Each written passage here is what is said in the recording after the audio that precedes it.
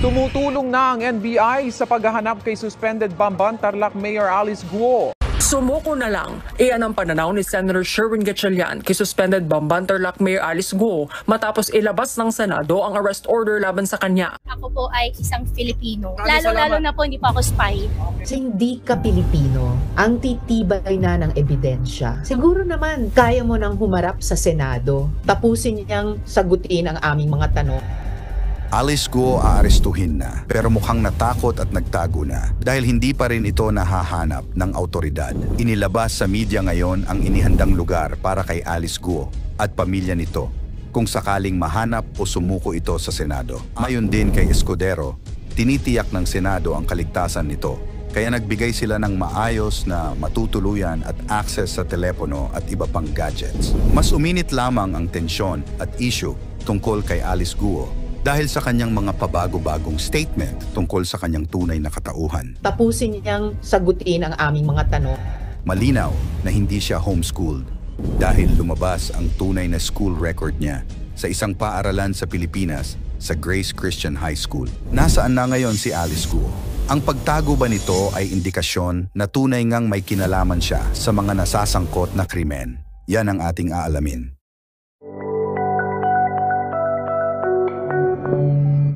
Kung nakakapag-Facebook ka, siguro naman kaya mo nang humarap sa Senado. Ginamit mo pa ang Facebook para sa pagpapakalat ng fake news na Pilipino kayo. Hindi ka Pilipino, ang titibay na ng ebidensya.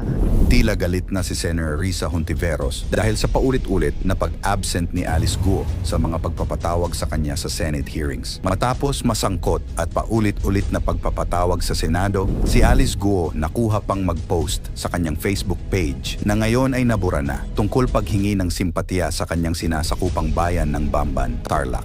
Ayon dito, "Sorry for not being physically present with each one of you. I miss you all." Sinabi pa dito na ang kanyang pag-alis ay temporary lamang. Sinabi pa dito na hindi niya pinagsisisihan ang pagsali sa politika. "I am a Filipino with a big heart for Bamban. I love the Philippines very much." Kahit malinaw na ang ebidensya na siya ay purong Chinese at hindi natural-born citizen, nakuha pa rin ni Guo na ideklara na siya ay Pilipino. Matapos ang dalawang magkasunod na beses na hindi pagsiput ni Alice Guo noong June 26 at July 10, 2024 sa hearing ng Committee on Women, Children, Family Relations and Gender Equality, napuno na at nagalit ang Senado dahil binigyan na ito na arrest orders. Ang Senado ay may kakayahang mag-issue ng arrest orders matapos ideklara ang individual na in contempt. Dahil sa paglabag at hindi pagsipot, ayon sa Senado, mas natatagalan lamang at nako-compromise ang kanilang investigasyon sa nasasangkutan ni Guo tungkol sa mga violations sa human trafficking, serious illegal detention at physical abuse at torture sa loob ng internet gaming licensee ng Philippine Amusement and Gaming Corp. Ayon naman sa abogado ni Alice Guo na si Attorney Stephen David, ang hindi pagsipot ni Alice Guo ay dahil sa kanyang issue sa kalusugan.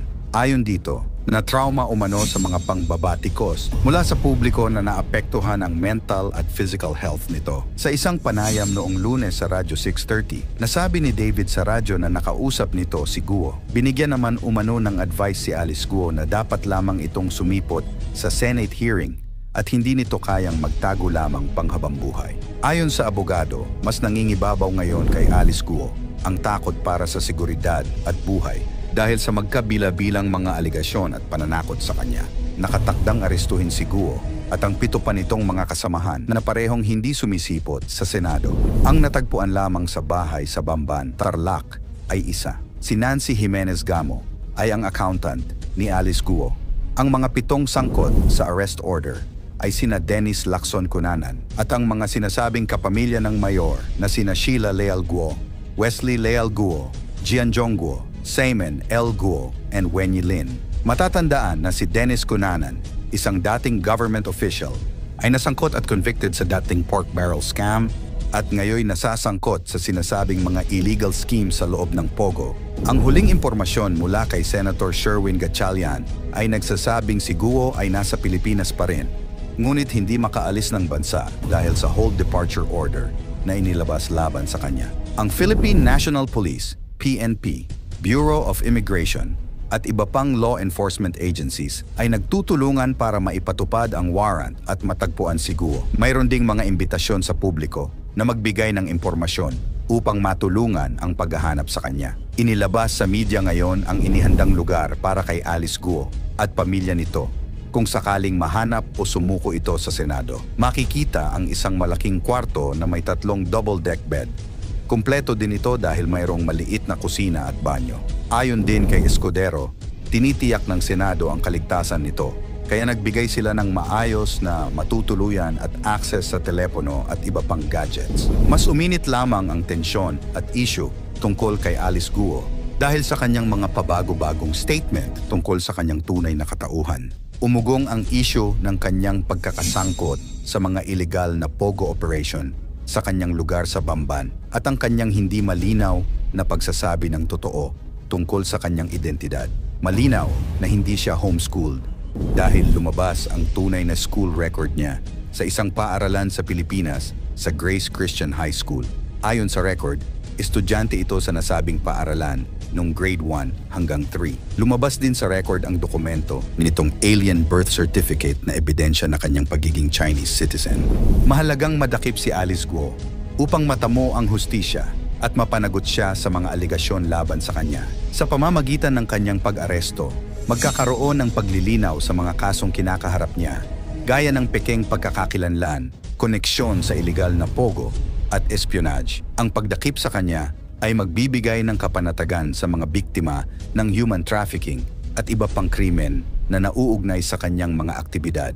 Bukod dito, magbibigay ito ng mensahe sa publiko na walang sino man ang nakaligtas sa batas at ang pamahalaan ay seryoso sa pagpapatupad ng batas at pagprotekta sa interes ng mamamayan laban sa mga iligal na gawain. Ang investigasyon kay Alice Guo ay susi sa pagpapalabas ng mas malaking katotohanan tungkol sa malalaking krimen na nangyayari sa loob ng bansa. Sa kabila ng lahat ng kontrobersya at kasinungalingan, nararapat lamang na tayo ay magkaisa upang labanan ang katiwalian sa ating lipunan. Ang paghahanap at pag-aresto kay Alice Guo ay hindi lamang isang hakbang tungo sa hustisya, kundi isang simbolo ng ating pagkakaisa laban sa lahat ng uri ng kasamaan. Suportahan natin ang mga autoridad sa kanilang pagsisikap na dalhin si Guo sa harap ng batas at ipakita sa mundo na ang hustisya ay umiiral sa ating bayan. Sa mas nalalapit na paghahanap tungkol sa totoong pakay ni Alice Guo at ng mga kasamahan nito sa ating bansa, ano ba ang nararapat na gawin upang mahanap at lumabas na ang katotohanan? Ikomento mo naman ito sa ibaba. Huwag kalimutang mag-like at share. Hanggang sa muli. Salamat at God bless.